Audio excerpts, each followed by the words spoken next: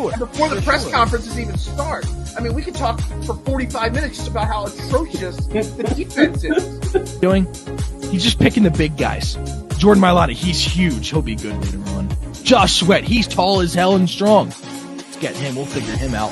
It's working.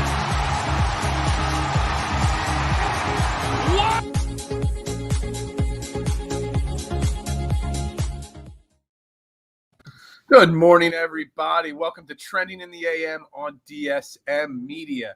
I am Phil Stiefel. That is Jeremy Horworth. You know, I'm back after my one-day little hiatus. So my face looks extra fat today. It's a good thing I got a really ugly computer monitor here that doesn't really show, you know, a very clear picture because see how swollen this face is right now.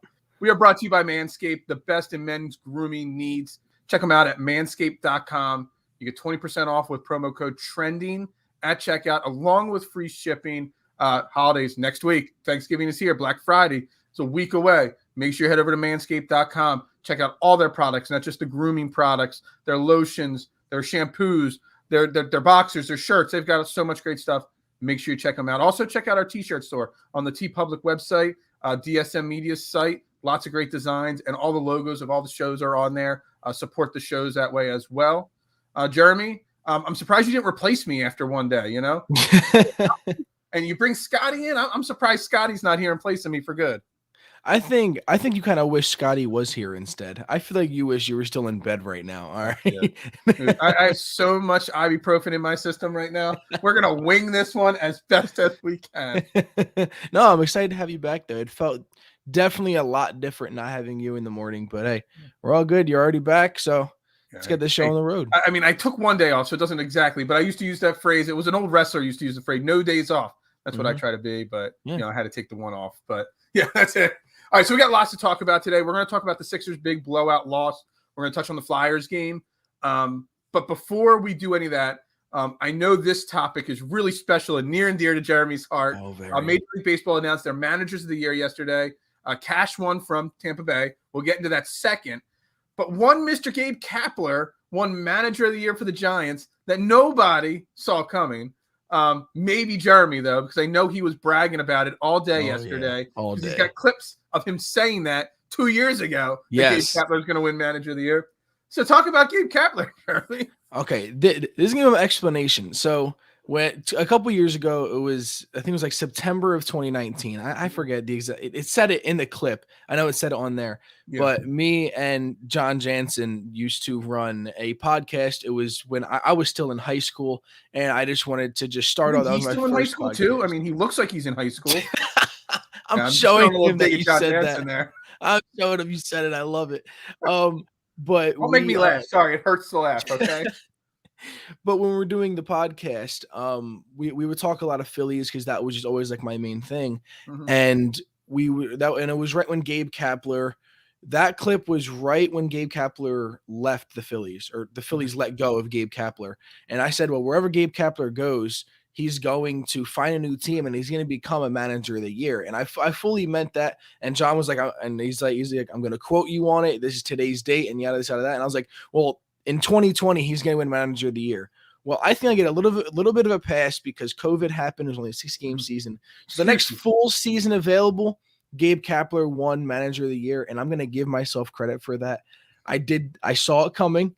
I knew he was going to pat myself in the back a little bit. High-five. Just like how you'll be patting yourself in the back on Thursday. I know you're going to be doing the same thing then when Bryce Harper wins MVP.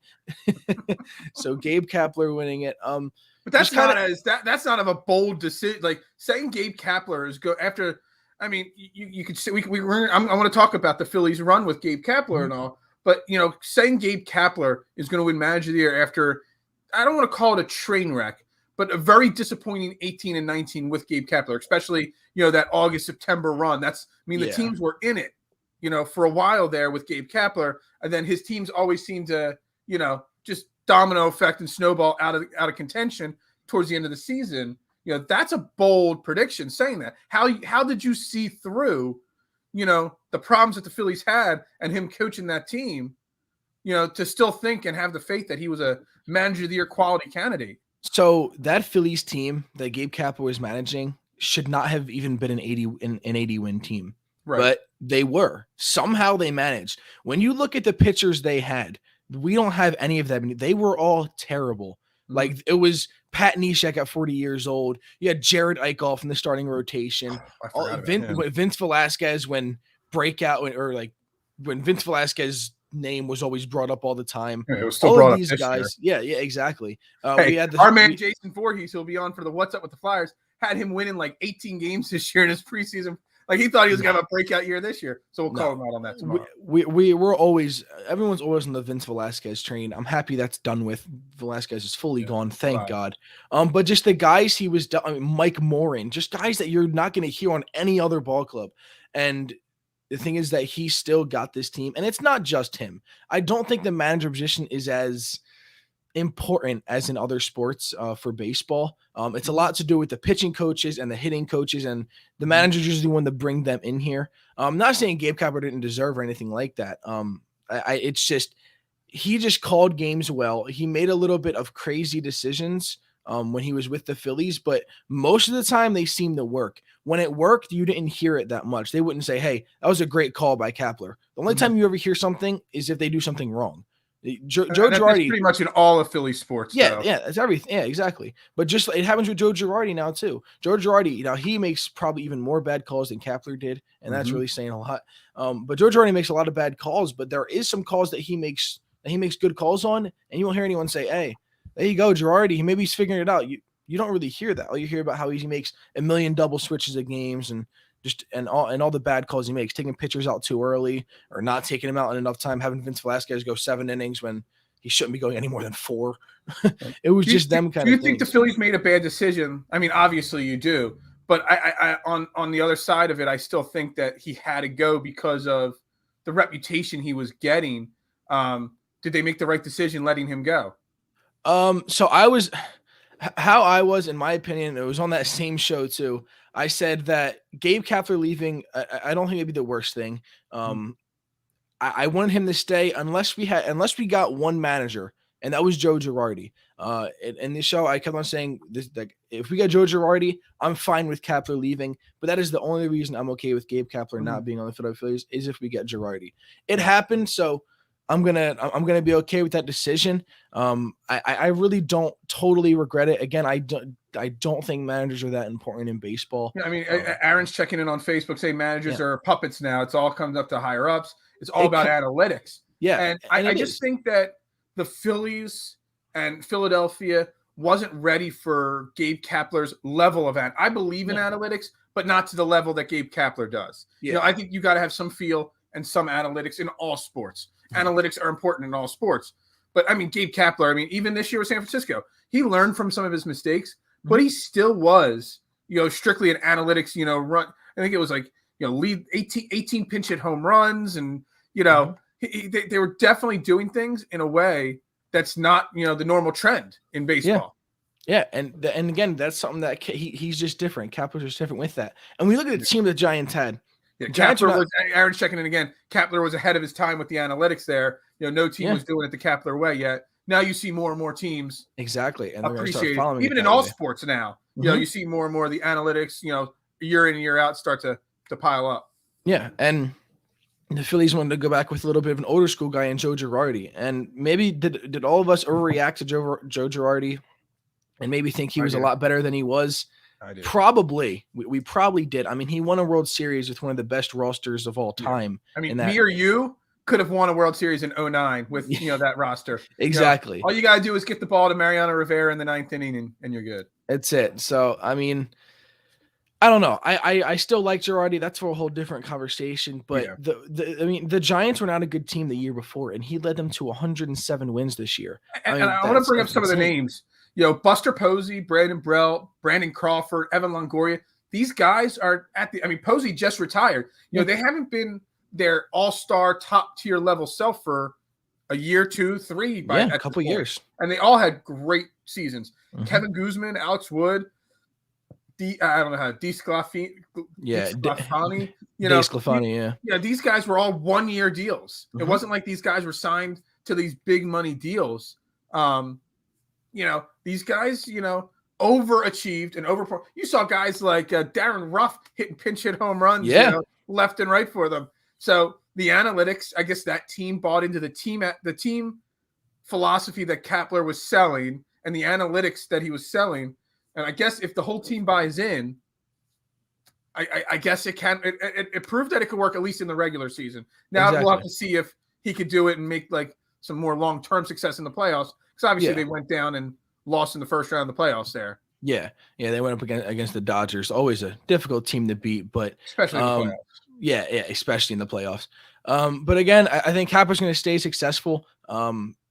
He took this team, and the thing is that the people that he hired under him is the reason why this team was so good. Kapler's not the one going in there and saying, all right, this is how you're going to hit the ball better, or he's not going to come in and say, all right, you need to start pitching like this, and your delivery has to go this way. Kapler's not the one doing that. He's the one hiring guys that are going to tell them and teach these guys what to do. That is because of Kapler. That is why he's the manager of the year. He made the better signings, and he's making good calls in games. Yep. Is that the most important thing? Probably not, but it helps a lot. It still helps a lot. So Kapler, very deserving. I'm happy that I finally had something called like that.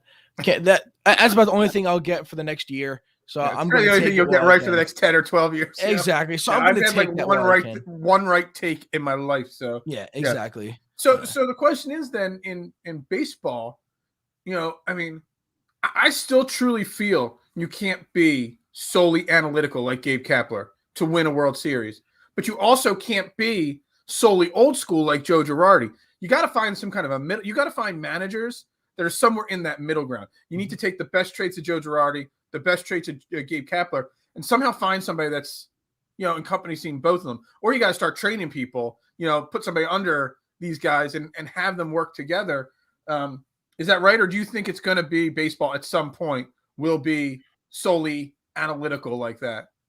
I do think it is going in more of a trend of being more analytical, but right now, the guy that you just described just won Manager of the Year in the AL. I was kind of segueing. It was a great segue because the way you just said the best of Kapler and maybe the best of Girardi, that's Kevin Cash, but he's even better than that. Kevin Cash is an amazing manager. Kevin Cash, first off, is the first manager, only the second manager ever, first since Bobby Cox to win back-to-back Manager of the Years. Impressive. And that's honestly, I knew it doesn't happen often, but I didn't realize it's only the second time ever. Some of the legendary coaches back in the day, can't tell me someone from the Yankees runs or some great coaches back in the day didn't win back to. I was blown away when I read that, and the fact that Bobby Cox did it later in his career, not in the mid '90s when he was running out those stellar Braves lineups. Again, completely off guard. But yeah, I mean, again, the Rays do all things analytical. They don't have high payrolls, but he also, like you said, does a little bit of different. Let me read this thing. Cash rostered 61 different players and 158 different batting orders. How many baseball games are there in a season? 162. And he had 158 different lineups. If that was in Philly, we would have been, even if we won 100 games, we would have been calling them out for not having the consistency and whatnot. That I've never heard of a team having 158 out of 162 days different starting lineups. That's insane. Yeah, and just look how successful they were. He's won it 2 years in a row for a reason. And the reason why it doesn't happen a lot is because when they give out a Manager of the Year award, it's because the manager may have had a bad year the year before, and now he let it seem, just like the Gabe Kapler situation.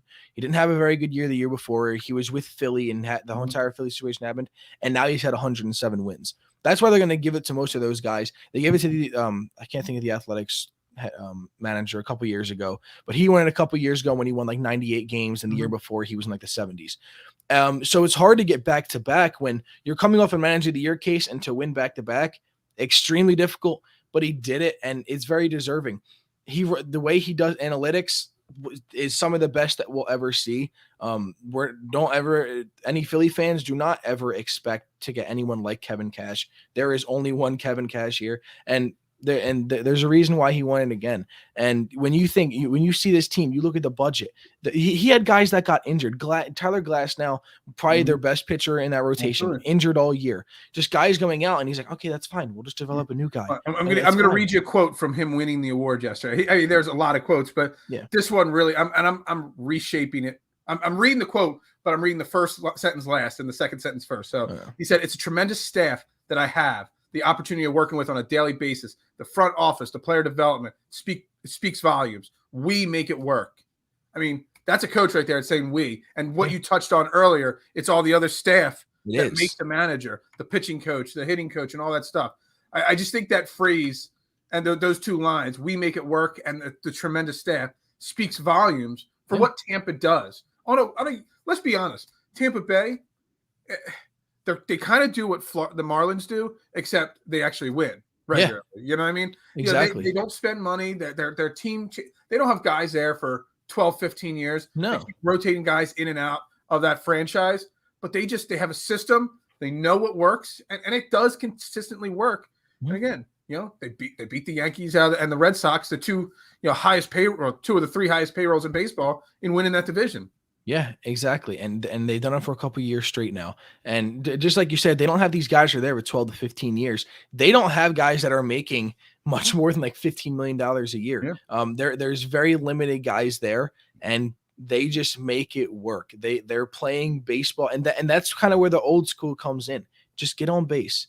Get on base, and they're going to hit you around. They don't have guys that are leading the league in home runs, leading the league in RBIs. But if you look at their batting averages, their on-base percentages, their OPSs, their guys are up there. But they're not the ones hitting the ball. They're not a very exciting team. The Rays are a boring baseball team. Absolutely. They are the Titans of baseball. They are a very boring team, but they win. Just like it was, whenever we talk about analytics or anything like this, I think of Moneyball, and I think of that entire A's team that happened. Get on base. The other guys will get you home. That's it. That's the only amount. I don't care how you get on base. I don't care if if you get hit by a pitch, you get walked. It doesn't matter how it is. Get on base so that the guys even have a chance to get you home. You never know if the outfielder or if the fielders are going to make an error. Just get on base. Don't care how it happens, and we'll start winning some ball games. That's it. And that's kind of what Kevin Cash does. He gets his guys get on base. He has amazing pitching. That's one of his top things. If pitching is really good, pitching is going to get you very far in this league. And that showed. So Kevin Cash and Gabe Kapler both very deserving of their. I mean, I would almost say 1 or 2 in a year. I mean, obviously it's never happened 3 in a year, but as long as a team like his continues to beat out and the way they run their organization, beat out the Yankees and the Red Sox for that division, he'll be in contention for manager of the year every year. So just to rephrase this, Gabe Kapler was the unanimous pretty much. He was 28 out of the 31st place votes.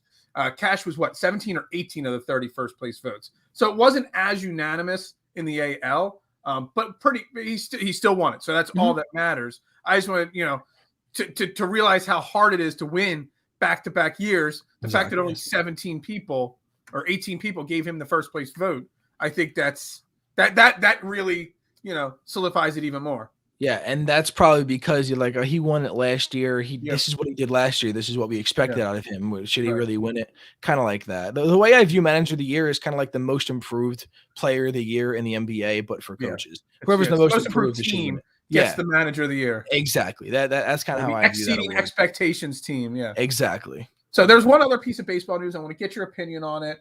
Noah Syndergaard signed a huge 1-year, $21 million deal with the Angels yesterday.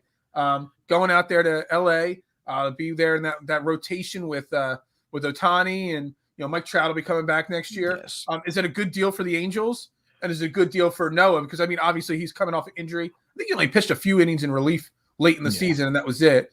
So it's a big gamble, I think, for people. Didn't even think So the Mets gave him the qualifying offer of 18.5 mil, and it seemed like there was a lot going on there because the Yankees were after him. A couple teams were after him.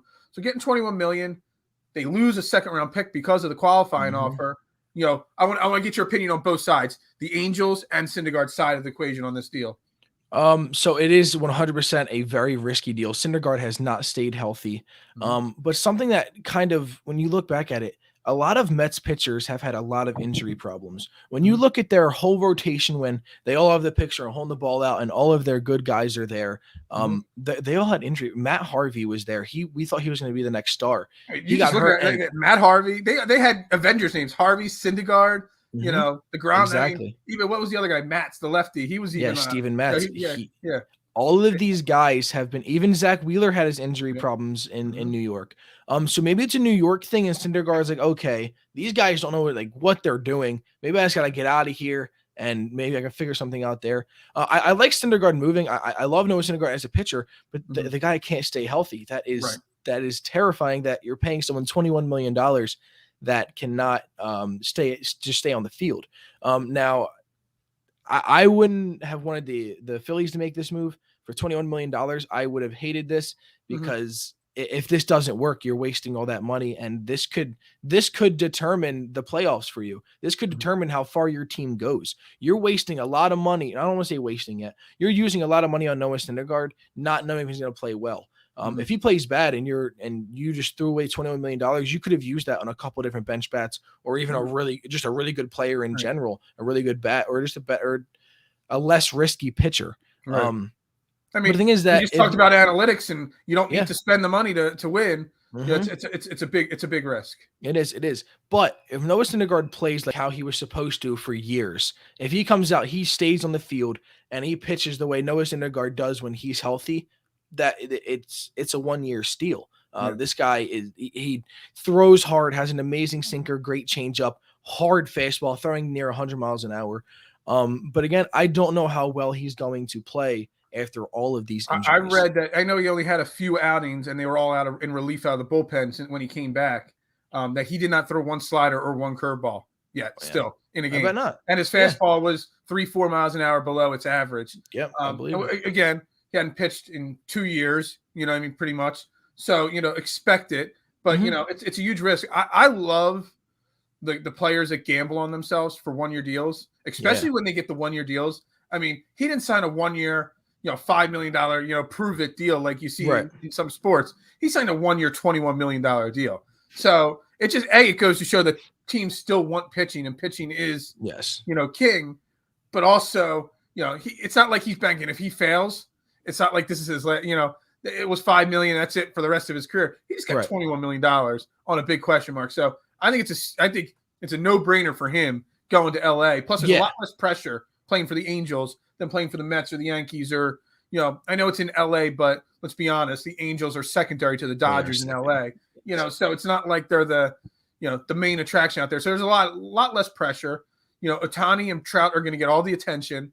So he's just there as this is just a secondary or third level attraction. So I think it's a very low pressure situation for him to come out, and he can almost ease himself back into being Noah Syndergaard.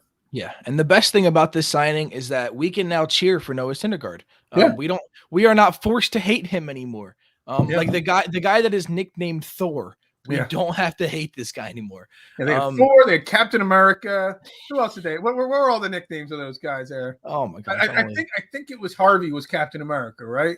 He might have been. I don't know. Whatever he was supposed to be. Definitely not Captain America, because he was not invincible whatsoever. Boy, that ball. That just metro. You can have a whole podcast. And Aaron, if it's the Aaron I'm thinking of from the Sports and Metal podcast, he's a big Mets fan. We could do a whole podcast on that Mets rotation from 2 or 3 years ago and how bad, it just didn't work out. It's not bad because it just didn't work out. Even DeGrom's been hurt from time to time. DeGrom's the only one left out of that everyone there. He's the only one left, and he's still facing injury problems. Yeah, it's insane. All right, that's a lot of baseball talk, not involving the Phillies really there. 24 minutes into it. All right, let's get back to Philly sports. Top right above, Jeremy's head there. Sixers last night. I think the only word to say is they got smoked by the Utah Jazz. And the Utah Jazz are a really good team, obviously, but they're struggling just like the Sixers are. They were 1-4 in their last 5 games. So they were a 7-1 team coming in at 8-5. So not like they were lighting the world on fire. They obviously have great players. Jordan Clarkson on their bench, Donovan Mitchell, Bogdanovich, Rudy Gobert, great players. Mm-hmm. The Sixers just got smoked. It was, hold on, let me bring the box score back up. 120-85. So a 35-point loss. So before we get into the game itself, I have a question to pose to you. Okay. Did Doc Rivers do this team a disservice by not playing some of the G League guys, by playing Bassie more, by playing, Jerry Springer? I've got some stuff going through my veins right now when I'm saying Jerry Springer, but y'all know what I mean. Did he do a disservice? Because obviously, Tobias is back, but Joel is still not. Matisse is still not. Did he do a disservice by burning out his guys basically? Because you could tell this team, it's exhausted. So me and Scotty talked about this yesterday too, and the what I used is kind of what you said before. There's a reason why Doc Rivers isn't playing these guys. Mhm. He knows better than us. He's seeing them in practice every day. These guys just might not be ready. Yeah. But what I also said was I can't see how this could ruin their development or embarrass themselves to a point that bad if you put them in for even just 5 minutes, let the guys sit down. Yeah. I can't see that. Again, these other guys like Doc Rivers know better, but I really don't see how putting in Jaden Springer for 5 minutes, letting Tyrese Maxey sit for a couple minutes, just for a little bit, and just putting some guys in there just to give our other guys a couple minutes break. I don't see how that could be too bad. I'm not saying put these guys in for an entire quarter or put these guys in for 8 minutes one quarter and 8 minutes the next. That's not what I'm saying. But a few minutes, even that could really just help these other guys. Let them chill for a second, give them a few minutes to get ready to drink some water, and then get back in there. Yep. So it is starting now. Even last night we were getting blown out, and you still didn't see you didn't see any of them guys come in. I mean, you saw Bassey come, yeah. But I guarantee most. I mean, obviously I didn't stay up for the game last night. No. But I guarantee most of those 9 minutes from Bassey were in mop up duty. Yeah, it was probably last 9 minutes of the game. I'm sure he played most of the fourth quarter after the game was out of reach. But you just see the shooting again. Shake Milton, 7 of 19, 0 of 3 from deep. Seth Curry, 1 of 8. Korkmaz, 2 of 12. Isaiah Joe, 1 of 8 from deep. Korkmaz was 0 of 6 from deep. 20% from 3-point. 36% overall shooting. You're not going to win in the NBA against any team when you shoot percentages like that. Yeah. So, these guys are tired. And it doesn't seem like, from everything I read and from Doc Rivers' quotes, that the rest of the team is coming back anytime soon. Yep. Joel Embiid's not coming back yet. Matisse maybe in the next game or two. So, these guys have got to find a way, and Doc Rivers has got to find a rotation and a way to play some of these other guys. You didn't even have, Springer dressed last night. Nope. Why? I know they're on the West Coast and he's in the G League, and you only get those two-way players. You can only, bring them up for so many games. This is the time to do it when you need them the most right now. Mm-hmm. And I think Doc Rivers is doing a major disservice by doing that, because these guys are being put in positions. Korkmaz, another 34 minutes. Milton, 35. These guys shouldn't be playing that many minutes. No. And he's killing them. Last night, because of the blowout, Reed and Bassey got some extra time. Joe got some extra time. So you got, Maxey only played 29 minutes. Harris only played 27. So the only reason why those guys had lower minutes was because it was a blowout. Yeah. So Doc Rivers, I know you're losing, and I know you're shorthanded, and maybe you don't trust those players, but you got to play them. Yeah. You just do, because you're burning out your team right now completely. Exactly. And when Joel comes back, these other guys are still going to be burned out. It's not like just bringing Joel back is going to give them this fresh set of legs and stuff like that. They're still burned out. It's not just going to fix everything when you do that. Yeah. And after seeing how last night's game went, it did kind of, I don't want to say change my opinion on it, but it definitely made me think more like, okay, like these other games, we were at least close. So I could see why Doc didn't put these guys in. He wants to go out there and get some wins, which is fine and everything. And it got the guys all tired, but there was at least some sort of excuse like, hey, these games are close. Like, okay, he kept in the guys trying to get a win. We lost by 35 last night. Mm-hmm. And I know you took out some of the higher guys, but you put in some other guys that are still tired. Like these other guys, like Korkmaz played 35 minutes. Milton playing these guys don't play that long. So now you still played Maxey and Tobias 30 minutes. That's still not easy after playing 40 to 45 minutes many games straight. So they're still playing 30, and now your backups are probably tired now too. I mean, so now like George Niang is at a 16-minute a game in his career. That was the highest he ever had in the season, and he's playing 30 minutes a game right now. Yep. So now he played 30 more last night. Everyone's tired. Yeah, everyone is exhausted right now, and you can just see it. I mean, we lost by 35 last night, and we held Donovan Mitchell to 13 points. Mm-hmm. That goes to show how their best offensive weapon, Donovan Mitchell, had 12. Was basically shut down. Yeah, he didn't have to do anything. He didn't have to do anything. I mean, you look at I like to look at the little things. We always talk about Maxey's turnovers or lack thereof. I look at the offensive rebounds. Andre Drummond 1. Bassey had 6 offensive rebounds. When you miss the amount of shots that they missed, your offensive rebound should be a little bit higher than 6. and it wasn't. I mean, Andre Drummond, for as great as he's played filling in for Joel Embiid, he only played 12 minutes. So I'm not sure why it was only 12 minutes last night. But those 12 minutes, 6 rebounds, 6 points, couple turnovers, right. 1 offensive rebound. That's not Andre Drummond's game. Andre Drummond is a rebounding machine. So tired. He's got to be burned out. He's gone. He's got to. And he was going up against one of the top 3 centers in the league defensively in Rudy Gobert. So, I mean, he's got to be exhausted at this point. Yeah, exactly. The whole team's just exhausted, and they're still on this road trip. Still have 4 more games. Still a couple more tough games going on. So it's not like this is going to get any better. No. It's really not. Embiid, at the shortest amount of time, could be back tomorrow against the Nuggets. He's allowed to.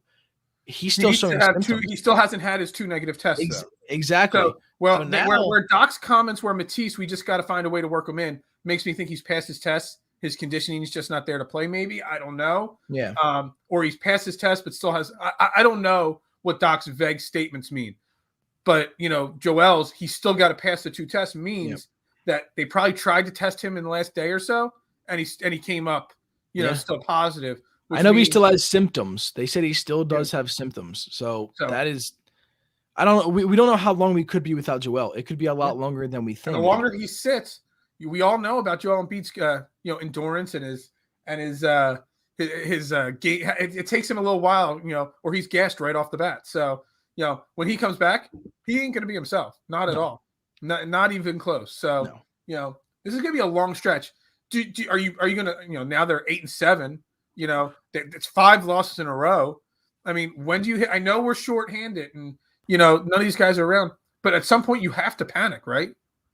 Oh, no, you definitely do. And the point that's going to make me panic, so even yesterday on the show, we were saying, the Sixers probably aren't going to win this one, but we were thinking, just like how Jason called the Flyers being the Hurricanes, we were like, hey, I think we're going to somehow snag a win tonight, and then we still might struggle. But the overall message was we can lose to the bad teams, we can lose to the good teams. We have to beat up on the bad teams.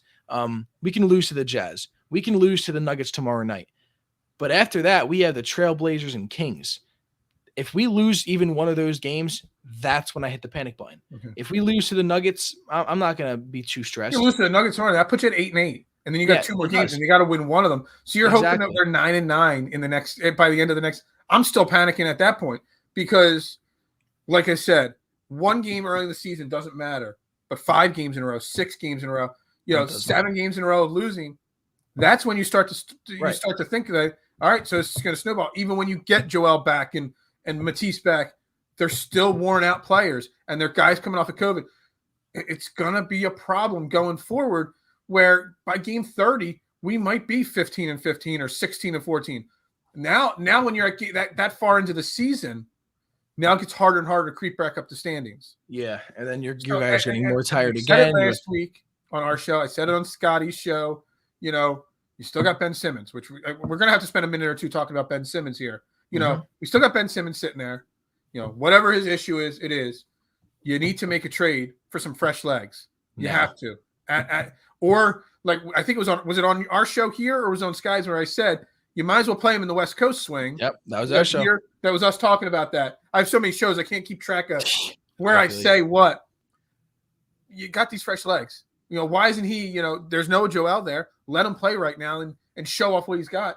I mean, it's really doing a disservice to the team right now by having that player just there, perfectly healthy. Yeah, maybe mentally not healthy, but that's another thing. So we saw the whole video yesterday of him going to St. Joe's to work out. What's up with that?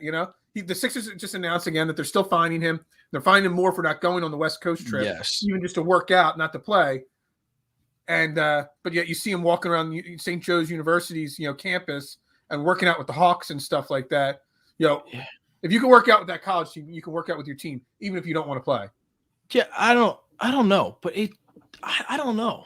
I don't even know what to say. It's just frustrating, man. And I get it. Like you have stuff going on and everything, but he's not traveling with the team. You're getting fined for this, and he's just. It's very frustrating. I just want him to be gone. I want it over with. Yeah, I want it over with. I'm done with all of this drama that's been going on in Philly sports. Like I thought we were done after the Carson Wentz situation, but we're not. Yeah. And now this Ben Simmons thing has been going on for what seems like forever. It's been seeming like since Carson Wentz thing has been going on. And that I just feel like there's been drama for years and years and years. And I just want it to be done with. I'm tired of I want to be able to look at all the teams and be like, hey, I don't hate any of our players. Like, I don't want these guys to be traded. It's just been total chaos these past couple years. And the thing is, like, I know realistically that Daryl Morey is trying to get as much value out of Ben Simmons as he can. But the days like today and yesterday, when I'm frustrated with the situation, I'm like, dude, just get him. Just get him out of here. Just get us anything. Just because we need the fresh legs. I don't care. And that's just the way. And I know that that's frustration speaking, but I just, it just, when I see him walking around St. Joe's University, pulling up his hat, hoodie, so people don't notice him. How are they not going to notice a 6'10", Ben Simmons walking around? Come on now. Dude, just get him out of here. That's the frustration speaking in me. And, I hope that this West Coast trip would be the moment where we could move him, whether it's because Daryl Morey's traveling with the team and can meet with these executives, face to face, and maybe make a deal in Sacramento or Portland to get rid of Ben, or, having Ben play so that, we show off what he's still capable of. Yeah. But the longer and longer he's not here and not playing or participating with the team, the worse his reputation continues to get, the lower the offers are going to come in. Because honestly, if you're let's say Dame Lillard for Ben Simmons is not an option, but say CJ McCollum for Ben Simmons is, just hypothetically speaking. If you're Ben Simmons, or if you're Dame Lillard, do you want Ben Simmons on your team? Why would after the way he's acted just now? Why would you? Yeah, exactly. Would you want, you're already a struggling team, not meeting expectations. Why would you want, that cancer? Because that's what he is right now. Locker room cancer right now. Yeah. Look, just again, something that me and Scotty, perfect timing, by the way. Something that me and Scotty brought up even yesterday on the show. If you were to try and trade Ben Simmons before all this drama happened, when you look at names like Ben Simmons for Jaylen Brown, the Celtics would be adding more, not us. Mm-hmm. Now, after all this drama, we would have that. They wouldn't be like 1 for 1. No, you got to add more to that. Yeah. Like, give me already got Jaylen Brown causing problems. You already got Marcus Smart, who's a fiery guy. Why would they want to add him to? Why would they want to add something else? Exactly. Unless all of a sudden it proves, and that's the thing here. You trade Ben Simmons, and Ben Simmons. I'm not saying he doesn't have mental illnesses or mental problems. He may not. I'm not a perfect person to judge that. That's not for us to determine. Yeah, we're not the ones that can determine that. But if he gets traded today, okay, just say hypothetically he's traded today to any NBA team and then suits up tomorrow in his practice. Obviously, it proves that he was making that stuff up all the way, right? Could be, yeah. So that another team has to realize that if they trade for him, if it's not true and he was just making this up, that they still are going to have to hold him out because it's just going to ruin his image even more. Yeah. You know what I'm getting at there? So, no, I'm with you. Yeah. Do you really want all that distraction going around? I don't know. When Daryl Morey made the joke, I thought it was a joke that this could go on for 4 years or at least all of this year. I really could see, unless there's a major injury on a team that needs Ben Simmons, that this might drag on the entire season and not be resolved till next offseason. Just keep finding him. I don't care. Yeah. I'm at that point. I don't care anymore. You don't want to travel? Fine. You're getting fined. Yeah, exactly. Fine, you're getting fined. Man, is it Rich Paul's fault too, to an extent? I can't wait till tomorrow because we'll plug tomorrow morning show. We got 2 of the agents and player reps from Pro Level Sports Agency coming on the show. And I know we're going to talk football with them because they represent mostly football clients. But we're going to talk about the agent's role. And we're going to have to find a way to fit that into the approximately 20, 30 minutes we have of their time. Right. The agent's role in the Ben Simmons drama and who they would think is, to blame for this current situation. Yeah, I mean, you have to put some blame on them. You really do. You got, it's all around. It's everyone. It's everyone together, not figuring everything out. And I can't put the blame on just one person, but yeah, it's all around. Everyone gets equal share in their blame. This has just been a terrible situation that needs to get resolved, figured out, push them away, and just be. Look, I learned something new yesterday about Rich Paul. And I got to make a joke question for you here. I don't know if you're an Adele fan, but you hate Adele any more or less knowing that she's with, Rich Paul's her boyfriend.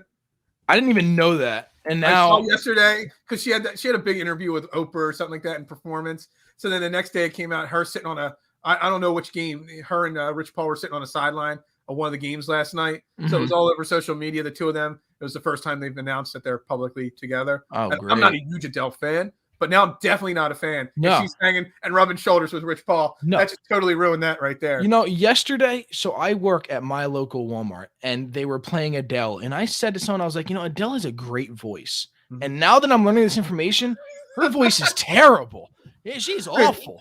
She sang the Skyfall, the two Bond movies ago's theme song, and it's like my favorite Bond theme song of all time, right up there with GoldenEye or Goldfinger. Now, no longer. It's probably the worst Bond song of all time. Now. Oh, it's awful. It's just terrible, terrible. We're all gonna get all over Adele here on DSM Media this week. Now knowing that it's ruined it all, she's done. She's done. She's dead. I just read his comment. Oh man, they just pulled up. That's great. So on my golf shows and my fantasy shows, me and Jason Sullivan, I have something known to the DTM, the Dead to Me list. So when a player burns me in fantasy multiple weeks in a row, they go on the Dead to Me list, and they're never allowed to be played ever again.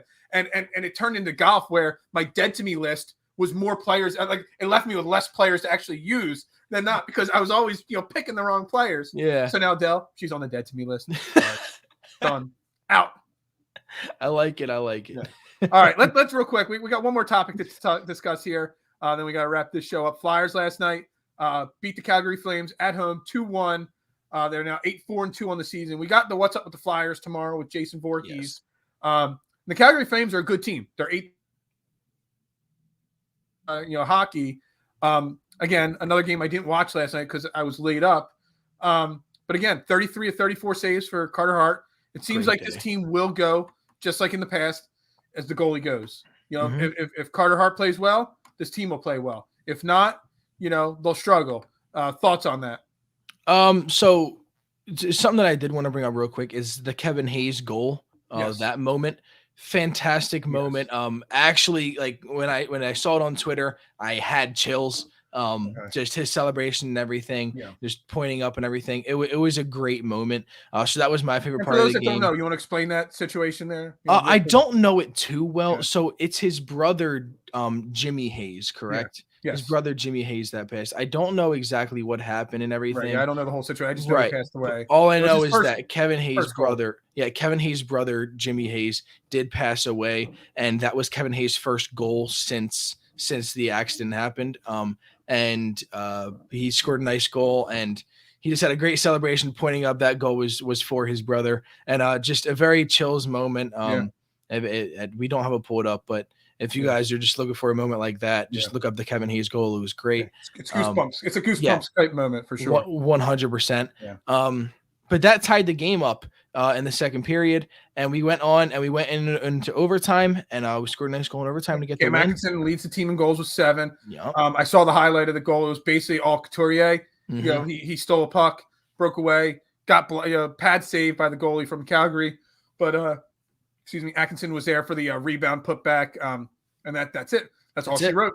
Boom. That's all it takes. Yeah, that's all it takes. And I don't really care how we won the game. We did it in a good way. And hopefully this can start in a little streak that's going to be going on. I was hoping after that Hurricanes win that we were going to go in a little streak there, but right after we lost to the Stars 5-2. So yeah, just like Jason called Jason it. Called that. We're gonna have Jason on tomorrow, and we're gonna ask him what's gonna happen the next. I mean, I'm gonna just start betting hockey based off of what his predictions are. Yeah, I'm telling you, he's gonna go on for a couple minutes, just being like talking, just like how I talked about how I was right about Kapler.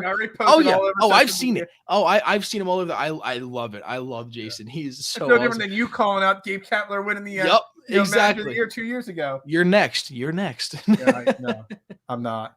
Not at all. Not even close. Make a call for 2 years ago from today. I'll make my call. I already made my bet. Cam Smith, you don't follow golf. Cam Smith is winning the Masters this year. I've already placed a bet. He's like, I forget, 29 or 30-1 to win. But Cam Smith winning the Masters. I already got that. So just so you know. And then you can clip this and post that all over Twitter. I won't even remember. And Jason. I won't even remember. Yeah, you will. Of course I will. Yeah, I got the bet already made. Yeah, you know.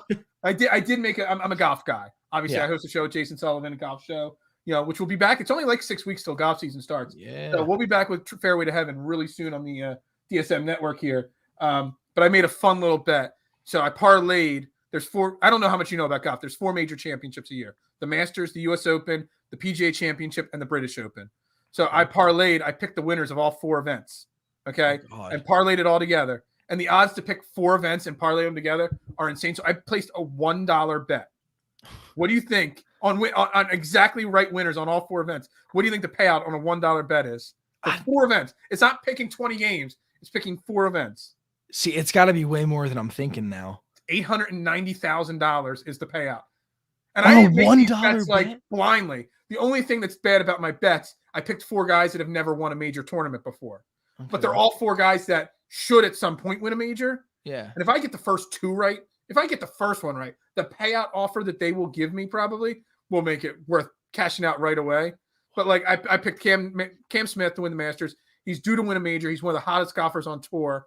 And the Masters is his best event out of the 4 majors. Scotty Scheffler, big country American boy. They're the kind of guys that win U.S. Opens.